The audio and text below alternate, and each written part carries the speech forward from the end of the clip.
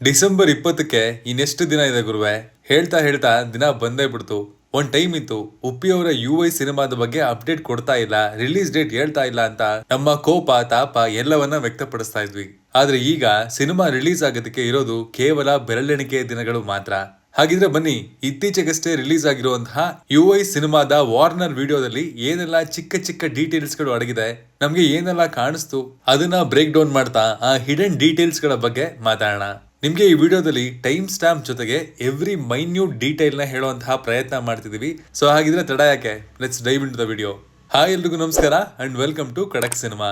ಈ ಮುಂದುವರೆದಿರುವಂತಹ ಜಗತ್ತಲ್ಲಿ ಅಂದ್ರೆ ಸಿನಿಮಾ ಸ್ಟಾರ್ಟಿಂಗ್ ಅಲ್ಲೇ ಹೇಳಿರೋ ಹಾಗೆ 2040ರಲ್ಲಿ ಹೇಗಿರ್ಬೋದು ಅನ್ನೋದು, ಯಾವ ರೀತಿ ನಮ್ಗೆ ನಿಮ್ಗೆ ಅಂದ್ರೆ ಕಾಮನ್ ಮ್ಯಾನ್ಗೆ ವರ್ಲ್ಡ್ ಲೀಡರ್ಗಳು ಏನೆಲ್ಲ ಗಿಫ್ಟ್ ಅನ್ನ ನೀಡಿದ್ದಾರೆ ಅಂತ ಹೇಳಲಾಗುತ್ತೆ.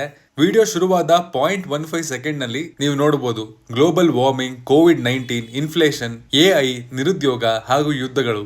ಜನರ ಹಿತಾಸಕ್ತಿಗಿಂತ ಪ್ರತಿಯೊಂದು ದೇಶಗಳು ತಮ್ಮ ಸರಹದ್ದುಗಳನ್ನ ಅಥವಾ ಎದುರಾಳಿ ದೇಶವನ್ನ ವೀಕ್ ಮಾಡೋದಕ್ಕೆ ಅಂತಾನೆ ಒಂದಲ್ಲ ಒಂದು ರೀತಿಯಲ್ಲಿ ಹವಣಿಸ್ತಾ ಇವೆ ಅನ್ನೋದನ್ನ ಇದರ ಮೂಲಕ ಅರ್ಥ ಮಾಡ್ಕೋಬಹುದು.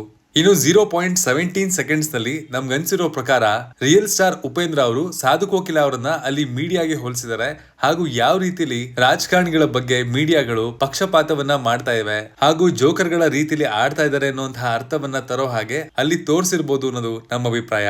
ಒಂದು ರೀತಿಯಲ್ಲಿ ಮೀಡಿಯಾಗಳು ಹೇಳ್ಬೇಕಿರುವಂತಹ ಸಾಕಷ್ಟು ವಿಷಯಗಳನ್ನ ಶಕ್ತಿಶಾಲಿ ನಾಯಕರು ಯಾವ ರೀತಿಲಿ ತಮ್ಮ ಪವರ್ ಅನ್ನ ಬಳಸ್ಕೊಂಡು ಕೊಂದು ಹಾಕ್ತಿದ್ದಾರೆ ಅನ್ನೋದನ್ನ ಉಪ್ಪಿಯವರು ಇಲ್ಲಿ ತೋರಿಸಿರ್ಬೋದು. ಇನ್ನು 0.26 ಟೈಮ್ ಸ್ಟಾಂಪ್ ನೋಡೋದಾದ್ರೆ ಅಲ್ಲಿ ಯಾವ ರೀತಿಲಿ ಮುಂದೊಂದು ದಿನ ಒಂದು ಚಿಕ್ಕ ಬಾಳೆಹಣ್ಣು ಅಂದ್ರೆ ಆಹಾರಕ್ಕಾಗಿ ರಕ್ತ ಹರಿಸುವಂತಹ ದಿನ ಬರ್ಬೋದು ಅನ್ನೋದನ್ನ ಕೂಡ ಮೆಟಫರಿಕಲಿ ಉಪ್ಪಿಯವರು ಹೇಳಿದ್ದಾರೆ. ಇನ್ನು ಜನಗಳ ಮೈಯನ್ನ ನೋಡ್ತಾ ಇದ್ರೆ ಯಾವ ರೀತಿಲಿ ತಮ್ಮ ಸುಳ್ಳುಗಳ ಮೂಲಕ ಜನನಾಯಕರು ಅಂತ ಕರೆಸ್ಕೊಳ್ಳುವಂತಹ ವ್ಯಕ್ತಿಗಳು ಜನರ ಮುಖಕ್ಕೆ ಹಾಗೂ ಮೈಗೆ ಮಸಿ ಬಳಿದಿದ್ದಾರೆ ಅನ್ನೋದನ್ನ ಕೂಡ ವಿಜುವಲಿ ಉಪ್ಪಿ ಹೇಳಕ್ಕೆ ಪ್ರಯತ್ನ ಪಟ್ಟಿದ್ದಾರೆ. ಒಟ್ಟಾರೆಯಾಗಿ ರಾಜಕಾರಣಿಗಳು ಯಾವ ರೀತಿಲಿ ಜನಗಳನ್ನ ಮುಟ್ಟಾಳರನ್ನಾಗಿ ಮಾಡಬಹುದು ಅನ್ನೋದನ್ನ ವಿಡಂಬನಾತ್ಮಕವಾಗಿ ಪ್ರತಿಯೊಂದು ಫ್ರೇಮ್ ನಲ್ಲೂ ಕೂಡ ಒಪ್ಪಿ ಹೇಳ್ತಾ ಇದ್ದಾರೆ.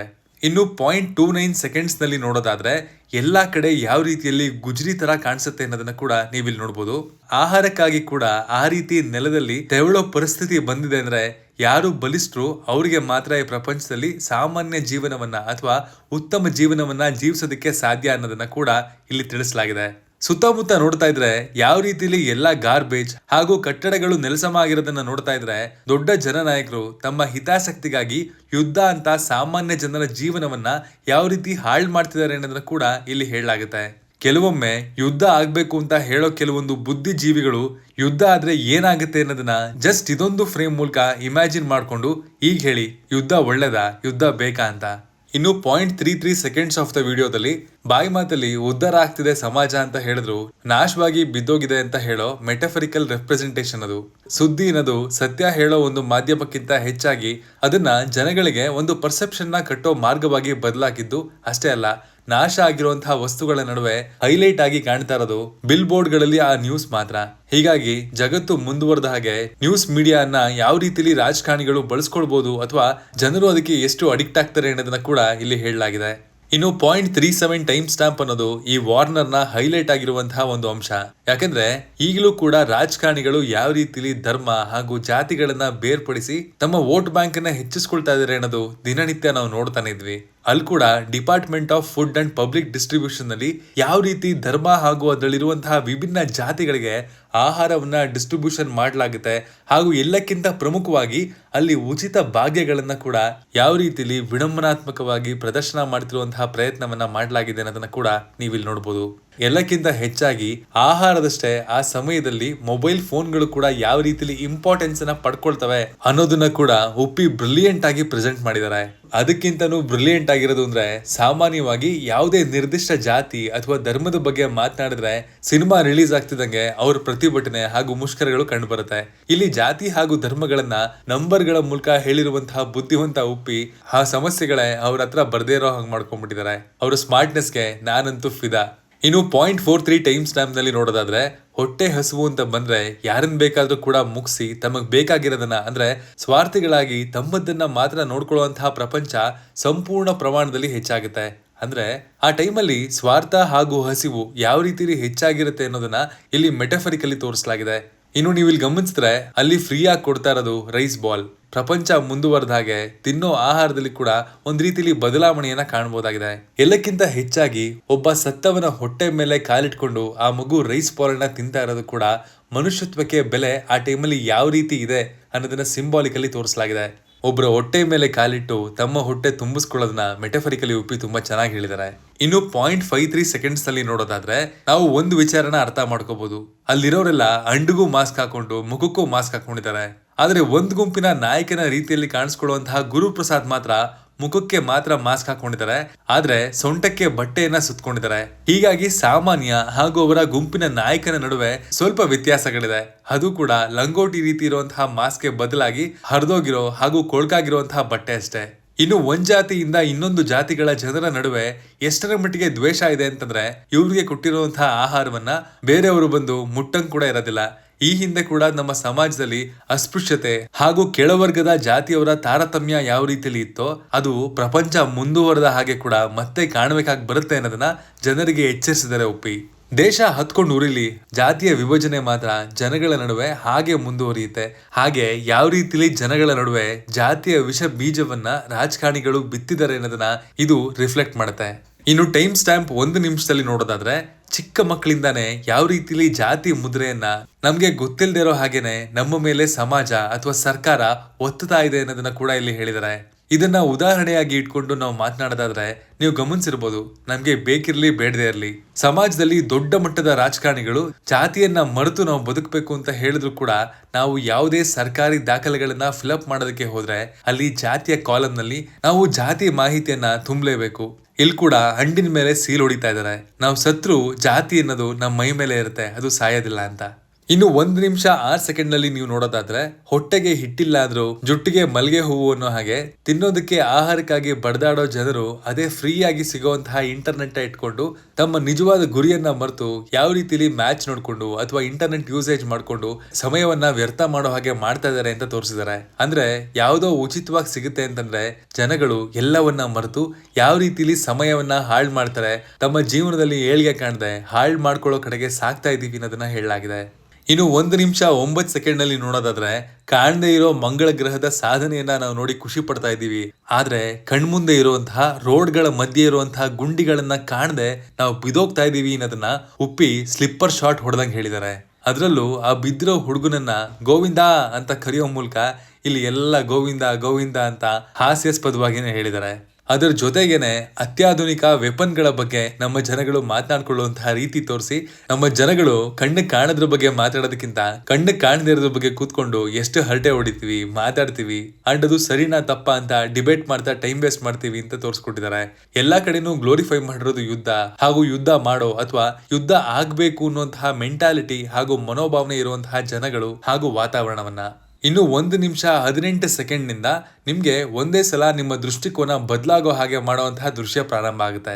ಈ ಹಿಂದೆ ನೋಡಿರುವಂತಹ ಸೀನ್ಗಳಲ್ಲಿ ಯಪ್ಪ ಯುದ್ಧದಿಂದಾಗಿ ಪ್ರಪಂಚ ಇಷ್ಟೆಲ್ಲ ನಾಶವಾಗ್ಬಿಟ್ಟಿದ್ಯಾ ಅನ್ನೋ ಥಿಂಕಿಂಗು ನಿಮ್ಮಲ್ಲಿರುತ್ತೆ. ಆದ್ರೆ ಇಲ್ಲಿ ಕಾಣಿಸೋದು ಬೇರೆನೆ ಪ್ರಪಂಚ. ಕಟ್ಟಡಗಳನ್ನ ನೋಡ್ತಾ ಇದ್ರೆ ನಿಮ್ಗೆ ಗೊತ್ತಾಗುತ್ತೆ ಆರ್ಥಿಕವಾಗಿ ಕೆಳಗಿರುವಂತಹ ಜನಗಳು ಇರುವಂತಹ ಪ್ರಪಂಚ ಯಾವ ರೀತಿ ಇರುತ್ತೆ ಹಾಗೂ ಅಧಿಕಾರ ಹಣದ ಪವರ್ ಇರುವಂತಹ ಜನಗಳು ಯಾವ ರೀತಿ ಇರ್ತಾರೆ ಅನ್ನೋದನ್ನ ಒಪ್ಪಿ ಇಲ್ಲಿ ತೋರಿಸ್ಕೊಟ್ಟಿದ್ದಾರೆ. ಅಲ್ಲಿ ಉಪೇಂದ್ರ ಅವರನ್ನ ಒಂದ್ ರೀತಿಲಿ ಸಮಾಜದ ಪ್ರತಿಯೊಂದು ಪವರ್ ಹೊಂದಿರುವಂತಹ ದುಷ್ಟ ಶಕ್ತಿ ಪ್ರಭಾವಿ ಅಥವಾ ಡಿಕ್ಟೇಟರ್ ರೂಪದಲ್ಲಿ ನಾವು ಕಾಣಬಹುದಾಗಿದೆ. ಸಮಾಜದಲ್ಲಿರುವಂತಹ ಪ್ರಭಾವಿಗಳು ಯಾವ ರೀತಿಲಿ ಇರ್ತಾರೆ ಅನ್ನೋದನ್ನ ಒಂದ್ ರೀತಿಲಿ ಸಿಂಬಾಲಿಕಲಿ ತೋರಿಸಿದ್ದಾರೆ. ಪವರ್ ಎಲ್ಲಿರುತ್ತೋ ಅಲ್ಲೇ ಕಾನೂನು ಕಾಯುವಂತಹ ಕಾನೂನು ರಕ್ಷಕರು ಕೂಡ ಇರ್ತಾರೆ ಹಾಗೂ ಕಾನೂನಿನ ಭಕ್ಷಕರು ಕೂಡ ಒಂದೇ ಜಾಗದಲ್ಲಿ ಇದ್ದಾರೆ ಅನ್ನೋದನ್ನ ತೋರಿಸ್ಕೊಟ್ಟಿದ್ದಾರೆ. ಇಂತಹ ಶಕ್ತಿಗಳನ್ನ ಸಮಾಜದ ಸಾಮಾನ್ಯ ವರ್ಗದ ಜನರು ಎದುರಿಸಬೇಕಾಗಿರೋದು ಅಷ್ಟೊಂದು ಸುಲಭದ ಮಾತಲ್ಲ.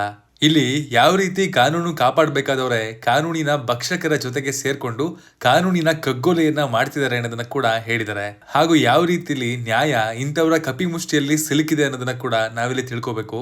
ನೀವು ಆ ಫ್ರೇಮ್ ಅಲ್ಲಿ ನೋಡೋದಾದ್ರೆ ಉಪ್ಪಿಯವರ ಹಿಂದೆ ಕಾಣಿಸುವಂತಹ ಪೊಲೀಸ್ ಆಗ್ಲಿ ಅಥವಾ ಬ್ಲಾಕ್ ಕಾಸ್ಟ್ಯೂಮ್ ಅಲ್ಲಿ ಇರುವಂತವ್ರು ಅಂಡರ್ ವರ್ಲ್ಡ್ ಗೆ ಸಂಬಂಧಪಟ್ಟಿರೋರಾಗಿರ್ಬೋದು.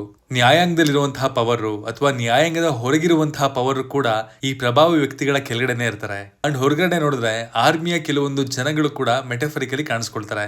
ಇವೆಲ್ಲವೂ ಪ್ರಭಾವಿಗಳ ಸಪೋರ್ಟ್ ಅಲ್ಲೇ ನಡೀತಿದೆ ಅಥವಾ ಕಪಿಮುಷ್ಟಿಯಲ್ಲೇ ಇದೆ ಅಂತ ಹೇಳಲಾಗಿದೆ. ಇನ್ನು ಉಪೇಂದ್ರ ಅವರ ಹೆಗಲ್ ಮೇಲಿರುವಂತಹ ಹದ್ದಿನ ಸಿಂಬಲ್ ಫ್ರೀಡಮ್, ಪವರ್ ಹಾಗೂ ಧೈರ್ಯದ ಸಂಕೇತ ಆಗಿದೆ. ಹಣ, ಅಧಿಕಾರ ಹಾಗೂ ಜನ ಬೆಂಬಲ ಇರುವಂತಹ ಕೆಲವು ಸಮಾಜದ ಪವರ್ಫುಲ್ ವ್ಯಕ್ತಿಗಳು ಇದಕ್ಕೆ ಸಿಂಬಾಲಿಕಲ್ ಆಗಿರ್ತಾರೆ. ಆದ್ರೆ ಹಾಗಂದು ಮಾತ್ರಕ್ಕೆ ಅವ್ರು ಒಳ್ಳೆಯವರು ಅಂತಲ್ಲ. ಇನ್ನು 1 ನಿಮಿಷ 40 ಸೆಕೆಂಡ್ ನಲ್ಲಿ ಪ್ರಾರಂಭವಾಗಿ ಉಳಿದಂತೆ ಬರುವಂತಹ ಎಲ್ಲಾ ಸೀನ್ಗಳು ಕೂಡ ಇವತ್ತಿನ ದಿನಗಳಲ್ಲಿ ಎಲ್ಲಾ ಕಡೆ ಕಂಡು ಬರ್ತಿರೋ, ಅಂದ್ರೆ ನಾವು ಹೇಳ್ತಿರೋದು ಬೇರೆ ದೇಶಗಳಲ್ಲಿ ಕೂಡ ಕಂಡು ಬರ್ತಿರೋ ಒಂದು ವಿಚಾರದ ಬಗ್ಗೆ. ಅದಕ್ಕಿಂತ ಮುಂಚೆ ಅಲ್ಲಿ ಯಾವ ರೀತಿ ನ್ಯಾಯ ದೇವತೆಯನ್ನ ಸುಮ್ಮನೆ ಕೂರಿಸಿದ್ದಾರೆ ಹಾಗೂ ನ್ಯಾಯಕ್ಕಾಗಿ ಹೋರಾಡೋ ಜನರಿಗೆ ತಮ್ಮ ನ್ಯಾಯಕ್ಕಾಗಿ ಹೋರಾಡೋ ಅಧಿಕಾರನೂ ಇಲ್ದಂಗ್ ಮಾಡ್ಬಿಟ್ಟಿದ್ದಾರೆ. ಈ ಅಧಿಕಾರಿ ಶಾಹಿ ಸಮಾಜ ಅನ್ನೋದನ್ನ ನೀವಿಲ್ಲಿ ನೋಡಬಹುದಾಗಿದೆ. ನಮ್ಮ ಸಮಾಜದಲ್ಲಿ ಅನ್ಯಾಯದ ವಿರುದ್ಧ ಧ್ವನಿ ಎತ್ತೋ ಫ್ರೀಡಮ್ ಆಫ್ ಸ್ಪೀಚ್ ಕೂಡ ಯಾವ ರೀತಿಲಿ ಭೂಗತವಾಗಿದೆ ಅನ್ನೋದನ್ನ ಇಲ್ಲಿ ನೀವು ಗಮನಿಸಬಹುದು. ಅದೇ ರೀತಿಲಿ ಧಿಕ್ಕಾರಕ್ಕಿಂತ ಅಧಿಕಾರ ಮುಖ್ಯ ಅಂತ ಹೇಳೋದ್ರ ಜೊತೆಗೆ ಯಾವ ರೀತಿಲಿ ಎಷ್ಟೇ ಮುಷ್ಕರ ಅಥವಾ ಪ್ರತಿಭಟನೆ ನಡೀತಾ ಇರಲಿ ನಮ್ಮ ಅಧಿಕಾರದ ದರ್ಪ ಮುಂದುವರ್ಕೊಂಡು ಹೋಗ್ತಾನೆ ಇರುತ್ತೆ ಅನ್ನೋದನ್ನ ಹೇಳಲಾಗಿದೆ. ಇನ್ನು ಅಲ್ಲಿ ಕಾಣಿಸೋದು ನ್ಯಾಯ ದೇವತೆಯ ರೆಫರೆನ್ಸ್ ಅಂತ ಕಾಣುತ್ತೆ. ಅವ್ರ ಕಾಲ್ ಮುರಿದು ವೀಲ್ ಚೇರ್ ಮೇಲೆ ಕೂರಿಸಲಾಗಿದೆ. ಹತ್ತು ಕಣ್ಣಿನ ಕೆಳಗಡೆ ಡಾರ್ಕ್ ಸರ್ಕಲ್ಸ್ ಕೂಡ ಬಂದಿದೆ. ಹೆಸರಿಗೆ ಅವ್ರನ್ನ ಇಟ್ಕೊಂಡು ನ್ಯಾಯ ಮತ್ತು ಕಾನೂನನ್ನ ಪ್ರಭಾವಿಗಳು ತಮಗೆ ಬೇಕಾದ ರೀತಿಯಲ್ಲಿ ನಡ್ಸ್ಕೊಂಡು ಹೋಗ್ತಿದ್ದಾರೆ ಅನ್ನೋದನ್ನ ಉಪ್ಪಿ ಅವರು ಇಲ್ಲಿ ಸಿಂಬಾಲಿಕಲಿ ತೋರಿಸ್ಕೊಟ್ಟಿದ್ದಾರೆ.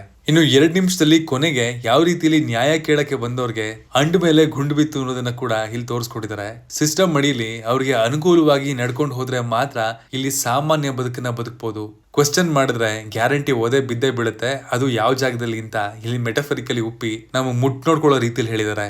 ಅದು ಸಮಾಜ ಆದ್ರೂ ಆಗಿರ್ಬೋದು ಅಥವಾ ಸರ್ಕಾರ ಆದ್ರೂ ಆಗಿರ್ಬೋದು.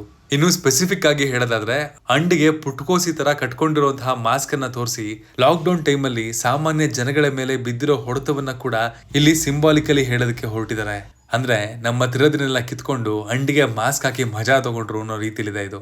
ಅದೇನೇ ಇರ್ಲಿ, ಮೇಲ್ವರ್ಗದ ಸಮಾಜ ಕೆಳವರ್ಗವನ್ನ ಯಾವ ರೀತಿಲಿ ತುಳಿತಾ ಇದೆ ಹಾಗೂ ಪ್ರಶ್ನೆ ಮಾಡಿದವರನ್ನ ಅದು ಯಾವ ರೀತಿಲಿ ಅದ್ಮೋ ಪ್ರಯತ್ನ ಮಾಡಿದೆ ಅನ್ನೋದನ್ನ ಒಪ್ಪಿ ಹೇಳಿದ್ದಾರೆ. ರಾಜಕೀಯದ ಬಗ್ಗೆ ಸದಾಕಾಲ ಒಂದಲ್ಲ ಒಂದು ರೀತಿಯಲ್ಲಿ ತಮ್ಮ ಹೆಚ್ಚಿನ ಸಿನಿಮಾಗಳಲ್ಲಿ ತಿರುಗೇಟು ನೀಡುವಂತಹ ಉಪ್ಪಿ ಅವರು ಇಲ್ಲಿ ಕೂಡ ಅದನ್ನೇ ಮತ್ತೆ ತೋರಿಸುವಂತಹ ಪ್ರಯತ್ನ ಮಾಡಿದ್ದಾರೆ. ಇನ್ನು ಅವರು ಪ್ಲೇ ಮಾಡ್ತಿರುವಂತಹ ಕ್ಯಾರೆಕ್ಟರ್ ಒಬ್ಬ ನಿರಂಕುಶ ಹಾಗೂ ಕನಿಕರಾಣೆ ಇಲ್ಲದೆ ಇರುವಂತಹ ಮೇಲ್ವರ್ಗದ ಪ್ರಭಾವಶಾಲಿ ವ್ಯಕ್ತಿಯನ್ನ ಪ್ರತಿನಿಧಿಸ್ತಾ ಇದೆ. ನೀವು ಒಂದ್ಸಲ ನೋಡಿದಾಗ ಇದಿಷ್ಟು ವಾರ್ನರ್ ವಿಡಿಯೋನ ಕೇವಲ ಒಂದು ಪ್ರಮೋಷನಲ್ ಆಕ್ಟಿವಿಟಿಗಾಗಿ ಮಾತ್ರ ಶೂಟ್ ಮಾಡಿರ್ಬೋದು, ಸಿನಿಮಾದಲ್ಲಿ ಇದು ಇಲ್ದೇನೂ ಇರ್ಬೋದು ಅನ್ನುವಂತಹ ಥಾಟ್ ಕೂಡ ಬಂದೇ ಬರುತ್ತೆ. ಆದ್ರೆ ಇಷ್ಟೆಲ್ಲ ಬಡ್ಜೆಟ್ ಹಾಕಿ ರಿಚ್ ಆಗಿ ಶೂಟ್ ಮಾಡಿರುವಂತಹ ಈ ಸೀನ್ಗಳಲ್ಲಿ ಕೇವಲ ಪ್ರಮೋಷನ್ಗಾಗಿ ಯೂಸ್ ಮಾಡೋದು ಉಪ್ಪಿ ಅವರ ಸ್ಟೈಲ್ ಅಲ್ಲ ಅನ್ನೋದು ಕೂಡ ನಮ್ಗೆ ಅರಿವಾಗುತ್ತೆ. ಇನ್ನು ರಾಜಕೀಯದ ಬಗ್ಗೆ ಸ್ಪೆಷಲ್ ಆಗಿ ಇಲ್ಲಿ ಇಂಡೈರೆಕ್ಟ್ ಆಗಿ ಒತ್ತು ನೀಡಿರೋದಕ್ಕೆ ಉಪೇಂದ್ರ ಅವರ ಪ್ರಜಾಕೀಯ ಕೂಡ ಒಂದು ಕಾರಣ ಆಗಿರ್ಬೋದು ಅಂತ ನಮ್ಮ ತಲೆಯಲ್ಲಿ ಓಡ್ತಾ ಇರುತ್ತೆ. ಇಲ್ಲಿ ಅವರು ಇಂಡೈರೆಕ್ಟ್ ಆಗಿ ಕಾಣಿಸಿರುವಂತಹ ವಿಚಾರಗಳನ್ನ ತಮ್ಮ ಪ್ರಜಾಕೀಯದ ಸಿದ್ಧಾಂತಗಳಲ್ಲಿ ಕೂಡ ಅಳವಡಿಸ್ಕೊಂಡಿರ್ತಾರೇನೋ ಅನ್ನುವಂತಹ ಯೋಚನೆ ಮಾಡೋ ಹಾಗೆ ಮಾಡ್ಬಿಡುತ್ತೆ. ಉಪೇಂದ್ರ ಅವರ ಸಿನಿಮಾಗಳೇ ಹಾಗೆ, ತಲೆಗೆ ಹುಳ ಬಿಡದೆ ಇದ್ರೆ ಅವು ಉಪೇಂದ್ರ ಅವರ ಸಿನಿಮಾನೇ ಅಲ್ಲ. ಇನ್ನೇನು ಉಳಿದಿರೋದು ಕೆಲವೇ ದಿನಗಳು. ಅಲ್ಲಿವರೆಗೂ ಯೋಚನೆ ಮಾಡೋದಕ್ಕೆ ಇವತ್ತಿನ ವಿಡಿಯೋದಲ್ಲಿ ಸಾಕಷ್ಟು ಪಾಯಿಂಟ್ಸ್ ಗಳನ್ನ ನಿಮ್ಗೆ ಕೊಟ್ಟಿದ್ದೀನಿ. ನಾವು ಉತ್ತರ ಹುಡ್ಕೋಷ್ಟರಲ್ಲಿ ಸಿನಿಮಾ ರಿಲೀಸ್ ಆಗೋಗುತ್ತೆ. ಥಿಯೇಟರ್ ಅಲ್ಲಿ ಸಿನಿಮಾ ನೋಡೋದಕ್ಕೆ ರೆಡಿ ಆಗೋಣ. ಇದನ್ ಬಿಟ್ಟು ನೀವೇನಾದ್ರೂ ಈ ವಾರ್ನರ್ ವಿಡಿಯೋದಲ್ಲಿ ಎಕ್ಸ್ಟ್ರಾರ್ಡಿನರಿ ಆಗಿ ನೋಡಿ ಅದು ನನ್ ಕಣ್ಗೂ ಕಾಣಿಸ್ತಾ ಹೋದ್ರೆ ಕಮೆಂಟ್ ಮಾಡಿ ತಿಳಿಸಿ. ಅದನ್ನ ತಿಳ್ಕೊಳ್ಳುವಂತಹ ಎಕ್ಸೈಟ್ಮೆಂಟ್ ಮತ್ತು ಖುಷಿ ನನಗೂ ಇದೆ. ಮತ್ತೆ ಸಿಗೋಣ. Signing off, Manu.